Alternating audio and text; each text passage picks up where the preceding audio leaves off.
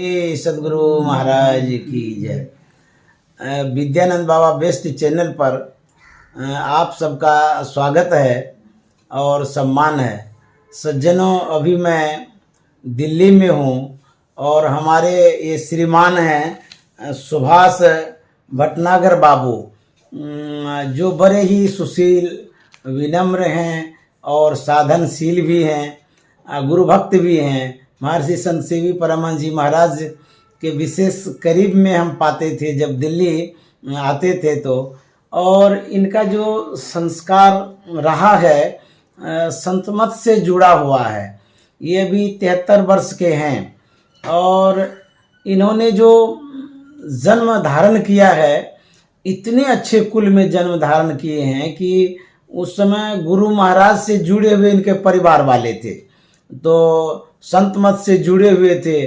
और उसके बाद जब ये संसार में आए, परिवार में माहौल संत मत का इन्होंने पाया और उसी का संस्कार इनके ऊपर देखा गया है और उन संस्कारों से ये सुशोभित भी अपने आप को पाते भी हैं और अभी भी ये साधु महात्मा का सेवा सत्कार भी करते हैं। सज्जनों, मैं ऐसे व्यक्तियों से मैं मिला रहा हूँ जो बहुत अच्छे ही संत मत को करीब से जानते हैं और संत मत का जो संस्कार है इनके ऊपर विशेष पड़ा हुआ है।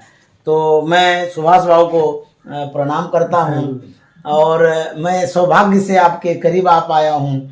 आपका जन्म कब हुआ था जी, बताया जाए। मेरा जन्म 5 फरवरी 1950 को हुआ, नई दिल्ली में हुआ था। अच्छा, यहीं पर हुआ था जी। जब आप छोटे थे, घर परिवार का कैसा माहौल आपने देखा? हमारे घर परिवार में सब लोग बहुत ही धार्मिक प्रवृत्ति के थे। जी जी जी। जिसमें हम ना तो मांस मच्छी मदरा कुछ नहीं हमारे घर में होता था। जी जी जी। हम बहुत सात्विक थे और हमारी दादी जो थी, दादी माँ, वो नंदन बाबा जी से जुड़े हुए थे। अच्छा। और हम उनको जब बचपन में देखते थे वो ध्यान के समय इस तरह से बैठ के पूजा करती थी। हमको नहीं मालूम था क्या करती हैं। लेकिन जब बड़े हुए जी जी जी, जब महर्षि मेही ने मुझको भजन वेद दिया था जी जी जी, उस समय मुझे उनसे उन्होंने कहा था, देखो ऐसे बैठ के ध्यान करा करो जी जी। उस दिन मुझे पता लगा कि हमारी दादी माँ जो थी ध्यान करती थी।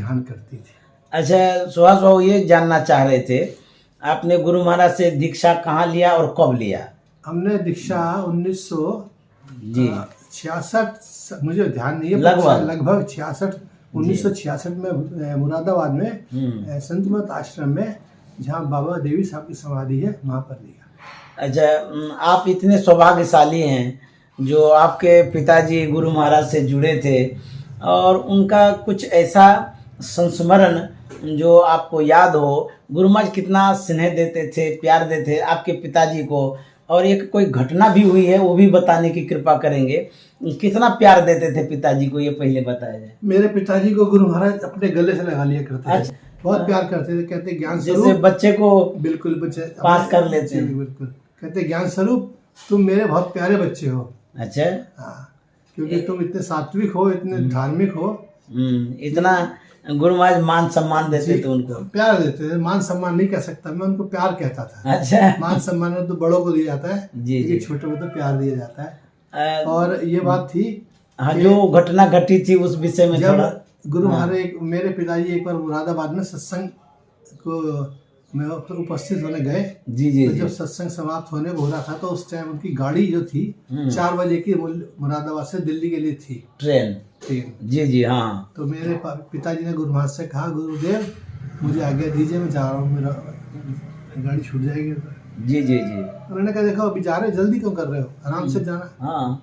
कहने लगे नहीं और गाड़ी नहीं है। तो गुरु महाराज बोले अच्छा जाइए। जी जी जी। अचानक ही जब गाड़ी में चढ़े तो वो बेचारे चक्कर आ गया, वो रेल की पटरी पर गिर गए। जी जी जी। तो उनका दाहिना हाथ जो था वो रेल की पटरी से कट गया। ओहो, देखिए। तो एक हाथ से उनको जीवन में फिर वो उस समय जो पटरी पर गिरे तो सिर्फ हाथ कट करके रह गया, बचे कैसे? वो बचे ऐसे जी जी कि गुरु महाराज ने उनको ध्यान आ रहा था कि गुरु महाराज कह रहे हैं, अरे ज्ञान स्वरूप हिलना नहीं बिल्कुल भी, हाँ। ऐसे पड़े रहो। अच्छा। तो फिर ऐसे पड़े रहे, जबकि वो बेहोश थे उस समय। ये बात उन्होंने हमको बाद में बताई। अच्छा, उस समय मेरी अवस्था थी 11 महीने की। मैं सिर्फ 11 महीने का था जब मेरे पिताजी का हाथ कटा। अच्छा। तो जब उसके बाद जब वो मेरे पिताजी हॉस्पिटल से दिल्ली आ गए तो सबने कहा क्यों गया था आश्रम। तो मेरे पिताजी की देखिए नम्रता देखिए कि उन्होंने कहा कि अगर मैं आश्रम नहीं जाता और कहीं मेरा और एक्सीडेंट हो जाता तो मैं तो मर जाता। गुरु महाराज ने मुझे बचा लिया। आज उनके देखिए कितने हम महान हमारे पिताजी थे कि देखिए सज्जनों कि उनके परिवार में हम सब लोग बहुत संपन्न हैं। जी सब तरह से गुरु महाराज संपत्ति से भी संस्कार से भी। मेरे बड़े भाई साहब श्री विज्ञान प्रकाश भटनागर बाबू जी जो कि आकाशवाणी दूरदर्शन के चीफ इंजीनियर रहे, दिल्ली के मुख्य पूरे भारत के। अच्छा। हाँ, चीफ इंजीनियर भारत का होता है, तो मुख्य अभियंता रहे। जी। तो अब वो रिटायर है। वो भी सत्संगी है, वो भी ध्यान भजन खूब करते हैं। हमारे परिवार में मेरी पत्नी, मेरी भाभी सब ध्यान भजन करते हैं। जी। पूरा परिवार उसके संस्कार को मानता है। जी। आपके पिताजी जो नौकरी कर रहे थे जबकि विकलांग थे, उसमें सरकार की तरफ से रिबेट मिलता है, छूट भी मिलता है, क्या उस पर उनका क्या ख्याल था? उनका ख्याल बड़ा महत्वपूर्ण था। कहते थे मैं जब विकलांग हो गया मेरे कर्म कट गए। अच्छा। लेकिन अगर मैं इस विकलांगता का उपयोग करूंगा अपनी सहायता के लिए जी तो मेरा कर्म दुगना हो जाएगा, क्योंकि कर्म का असूल होता है अच्छा करोगे तो भी दुगना, पाप करोगे तो भी दुगना। तो जब वो कहते थे मेरा एक कर्म कट गया है, अगर मैं इसको दोबारा से उपयोग में लाऊंगा तो मेरे अगले जन्म में दोनों हाथ कटेंगे। मतलब कोई लाभ लेना नहीं चाहते, कोई लाभ नहीं चाहता। बिल्कुल। जबकि आजकल के लोग सरकार से बहुत छूट लेते रहते हैं।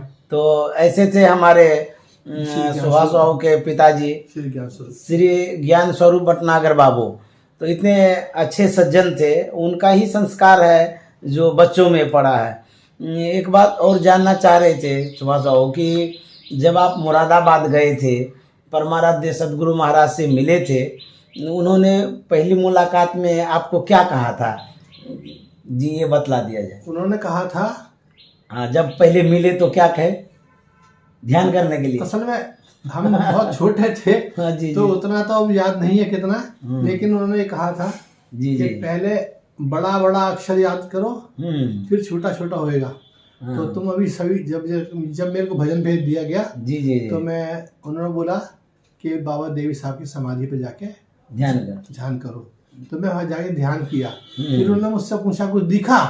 अच्छा। तो मैंने सच बोल दिया मुझे कुछ नहीं दिखा, क्योंकि इस उम्र में ये नहीं मालूम था करना क्या है। जी। ठीक है, भजन भेजा, गुरु महाराज ने जाप दे दिया, हम जाप कर रहे हैं। उस समय इतना नहीं दिखा था, लेकिन बाद में आहिस्ता आहिस्ता पता चलता गया।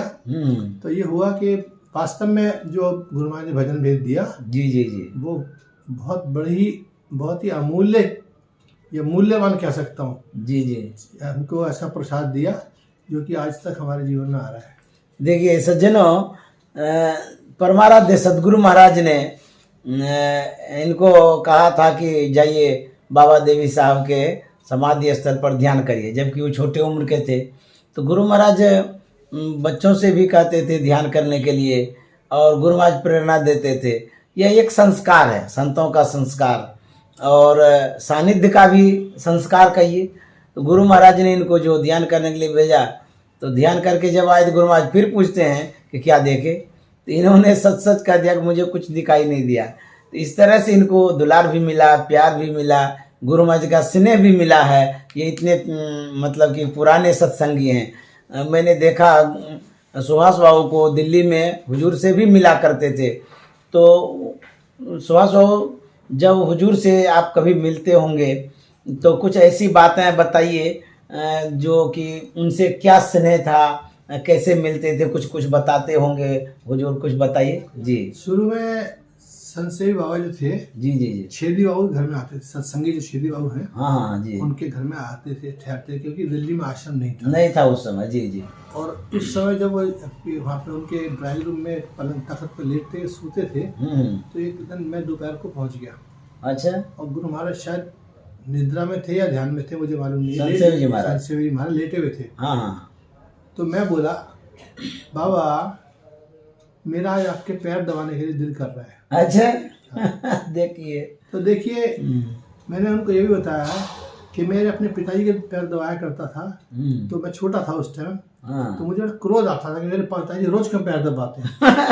आज मैं तरसता हूँ कि मेरे पिताजी के पैर क्यों नहीं दबा पा रहा। उन्होंने तुरंत ही अपनी जो कपड़ा पहना हुआ था, हाँ, उसको उठा दिया और अपना पैर मेरे आगे कर दिया। अरे हम इतना, ये गुरुदेव, जबकि हुजूर पैर छूने नहीं देते थे किसी मैं तो देखिए कितने धन्य हैं आप, अब पैर दबाने के लिए दे दिए, सेवा दे दिए।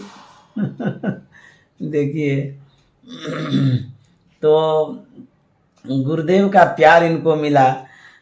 और एक बार आप जिज्ञासा कर रहे थे हुजूर से, जो कि वो राधा जी के विषय में बता रहे थे, वो प्रसंग थोड़ा बता दीजिए। हम जब भी गुरु महाराज संत सेवी महाराज के सामने बैठते थे, मैं या मेरे बड़े भाई साहब जी जी जी, श्री विज्ञान प्रकाश जी, हाँ, तो हम यही पूछते थे, गुरु महाराज आपके सामने बैठ के हम कुछ सोच के आते हैं कि आपसे बात करेंगे, जिज्ञासा करेंगे, हाँ, जी जी, लेकिन हम बोल ही नहीं पाते। हाँ, तब उन्होंने उसका उदाहरण दिया, जी जी, कृष्ण भगवान का, राधा का। राधा बहुत चिढ़ती थी कि कृष्ण भगवान जो है, जी जी, उनको प्यार नहीं करते, चुम्बन नहीं करते उनका वास्तव में, और आप बंसुरी को हमेशा होठों पर लगा के रखते हैं। अच्छा, तो कृष्ण भगवान ने उनको समझाया, तुम बहुत बोलती हो, अच्छा, इसलिए तुम मैं तुमको प्यार नहीं कर पाता। लेकिन जो बंसुरी है, मेरी बांसुरी है, जी जी जी, उसमें इतने छेद है, तब भी वो कुछ नहीं बोलती, जो मैं बुलवाता हूँ वही बोलती है, जी जी जी, तो मुझे प्यारी लगती है। तो इसलिए ये सोचा गया, उसका हम तो भाव ये लिया कि जो गुरु महाराज ने हमारे को आदेश दिया है, सिर्फ उसका ही पालन करना हमारा कर्तव्य है। हाँ, जी जी जी, तो यही मेरे को बड़ा अच्छा लगा कि उन्होंने हमारी तुलना किस तरह से बांसुरी से करी, जो कि उनके होठों पे लगती थी। जी जी जी, बहुत धन्यवाद जी। सज्जनों, देखिए, महर्षि संत सेवी जी महाराज से भी इनको बहुत लगाव था और उनका भी प्यार इनको मिला है। तो इस तरह से ये इतना मतलब गुरु महाराज से जुड़े हुए हैं और महर्षि संत सेवी जी महाराज से भी जुड़े हुए हैं। तो आप साधना के प्रति भी लगाव रखते हैं और अभ्यास भी करते हैं, सेवा भावना भी करते हैं। ये जो दिल्ली आश्रम है, इस दिल्ली आश्रम से भी आपका बहुत जुड़ाव है जी। तो इस आश्रम से जो आप जुड़े हुए हैं, आपकी क्या भूमिका रहती है, क्या योगदान करते हैं, किस तरह से आश्रम को आप देख रहे हैं? जी, देखिए, दिल्ली आश्रम में जो बना था, लगभग कब बना है? 1992 में। जी जी, हाँ, 1992 में इसको लगभग बना है जी, क्योंकि उस समय मुझे याद है कि चित्रकूट में अधिवेशन हुआ था। जी जी, उसके बाद ही इसका निर्माण हुआ है। जी जी जी, तो और संत सेवी जी महाराज के द्वारा इसमें धनराशि भी दी गई है। अच्छा, बिल्कुल, वाह, देखिए, सबसे पहला जो दान आया था, हाँ, संत सेवी महाराज की तरफ से आया था। अरे राम, जिसको कि इसीलिए हम कहते हैं कि आश्रम जो है, इसके संस्थापक श्री महर्षि संत सेवी परमहंस जी महाराज हैं। जी जी जी जी, तो उस समय जो भी सत्संगी थे, चाहे पैसे वाला था, गरीब था, कैसा भी था, जिसने 1 रुपए का दान भी दिया, वो भी उतना ही महत्व रखता था जिसने, चाहे किसी ने जी जी, हाँ, वो तो है। वो सब अपने आप, बड़े लोग जो पैसे वाले भी थे, वो भी सबको अपने बराबर ही समझते थे। ऐसा कोई द्वेष भाव नहीं था, जो कि मुझे लगता है आज तक वो नीति चली आ रही है। जी जी, कोई भी आता है, सब पहले नीचे बैठते हैं, कोई ऊपर नहीं बैठता। जैसे एक हमारे बहुत बड़े अफसर हुए हैं, जी जी, श्री श्यामाकांत झा, हाँ, जी जी, दिल्ली जो के कि ही है। दिल्ली के हैं, हाँ और जी, वो इनकम टैक्स के कमिश्नर रहे हैं, आयुक्त रहे हैं, अच्छा, जिनको भारत सरकार की तरफ से स्पेशल वो दिया गया है। जी, तो वो भी हमारे साथ ही बैठते थे। अच्छा, बिल्कुल, कभी हमारे घर पे भी आके सत्संग कर लिया करते थे। ऐसा नहीं है कि वो बहुत बड़ी पोस्ट में है तो अपने आप को समझे कि सब मैं बहुत बड़ा सत्संगी हूँ, नहीं। जी जी जी, संत मत में इतनी यही विनम्रता है। संत मत में यही विनम्रता सिखाई जाती है जी जी जी, कि आप जब संत मत में आ गए हैं तो आप संत मत के हो गए हैं, आप कुछ नहीं है बाकी। जी जी जी, तो इसलिए मैं इस आश्रम का बहुत बहुत धन्यवाद करता हूँ और मैं प्रार्थना करता हूँ गुरु महाराज से कि हे गुरुदेव, आपके संस्कार हमारे पे, हमारे परिवारों पे, हमारे बच्चों पे आगे बढ़ते चले जी जी, और हमारे घर में ऐसे संत महात्मा आते रहे। सज्जनों, सुभाष से बात करके मन नहीं बढ़ता है। इनके पास ज्ञान का खजाना भी है और बहुत संस्मरण भी है।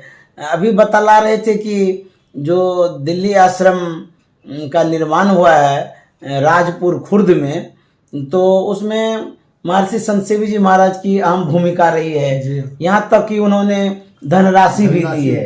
देखिए, संत मत सत्संग आश्रम जो है वो गुरु महाराज का आश्रम है।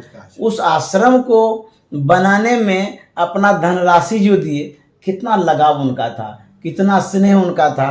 सज्जनों, महर्षि संत सेवी जी महाराज बहुत मतलब कि आश्रम के प्रति सजग थे और प्रचार प्रसार के ख्याल से वो एक केंद्र बने, एक स्थान बने, इस ख्याल से उन्होंने सबको प्रेरित भी किया और सबको कहा भी धनराशि देने के लिए। और इस तरह से बढ़िया आश्रम बना हुआ है। और मैंने देखा, दिल्ली वासियों को बहुत बहुत धन्यवाद भी देना चाहूँगा, क्योंकि गुरुदेव महर्षि संत सेवी जी महाराज का अभी भी वहाँ स्थान है।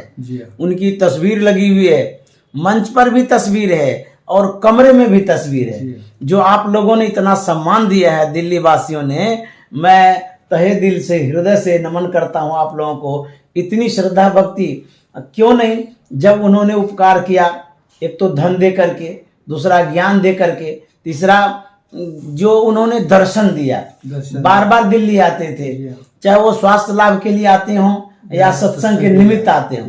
इस तरह से जब आते थे तो वो तो उपकार ही करते थे और इतने बड़े उपकार कर गए दिल्ली वासियों के लिए कि वही संस्कार अभी दिल्ली वासियों में जो है, इसी कारण से वो सत्संग कराते हैं। यहाँ जो आयोजन होता है, आपसे जानना चाह रहे हैं कि कितना बार आयोजन होता है, कौन कौन आयोजन होता है, थोड़ा जानकारी के ख्याल से। जी देखिए, यहाँ पर विशेष तौर से 3 आयोजन विशेष होते थे। जी, कौन कौन होता है? एक होता, सबसे पहला होता था बाबा देवी साहब का जी जन्मदिन, जो अभी मनाया, जो अभी कल परसों मनाया है। जी जी, हाँ हाँ। उसके बाद होता था महर्षि मेही जी का, महर्षि मेही परमहंस बैसाख शुक्ल चतुर्दशी में जन्मदिन, मई के महीने में। जी जी, हाँ ठीक। उसके बाद होता है दिसंबर के महीने में जी, महर्षि संत सेवी महाराज, उनका भी जन्मदिन बढ़िया से मनाते हैं, बढ़िया से मनाते हैं। 20 दिसंबर को मनाते हैं। और जुलाई में गुरु पूर्णिमा होती है जी, जो कि पहले नहीं मनाई जाती थी, अब बनाई जाती है। ओ अच्छा अच्छा, इस तरह से 4 आयोजन करते हैं आप लोग। और इस आयोजन में महात्माओं को बाहर से भी बुलाते हैं। जी जी, और उनका आदर सम्मान करते हैं। उनको, उनका निवास स्थान बड़ा शुद्ध रखा जाता है, साफ सुथरा, और उसमें उसके बाद उनको विदाई भी की जाती है। जी जी, पूरा जैसे गृहस्थ में किसी विशेष व्यक्ति के आने पर उसका सम्मान किया जाता है, जी जी, वैसा ही हम सब लोग मिलके उन संत महात्माओं का जी जी आदर करते हैं। जी जी, देखिए सज्जनों,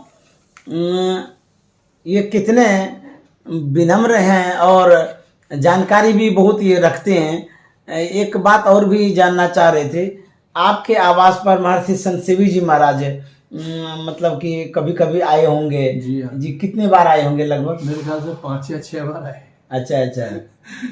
तो उस समय कैसा आपको लगता था जब वो घर आते थे? जब वो आते थे हम तो पागल हो जाते थे। हमको वो होता था कि हमारे सब भगवान, हमारे देवता आ गए हमारे घर में। जी जी, तो मतलब हम सब कुछ भूल जाते थे। जी जी जी, हमें ये नहीं पता लगता था कि जब हमको कोई भेंट दे रहे हैं, कुछ मेवा हम उनको दे रहे हैं, तो उसमें थाली में अगर चींटी चल रही है, क्या तो चींटी नहीं दिख रही, हमको गुरुमार दिखते थे कि गुरुमार इसमें से ले लीजिए आप।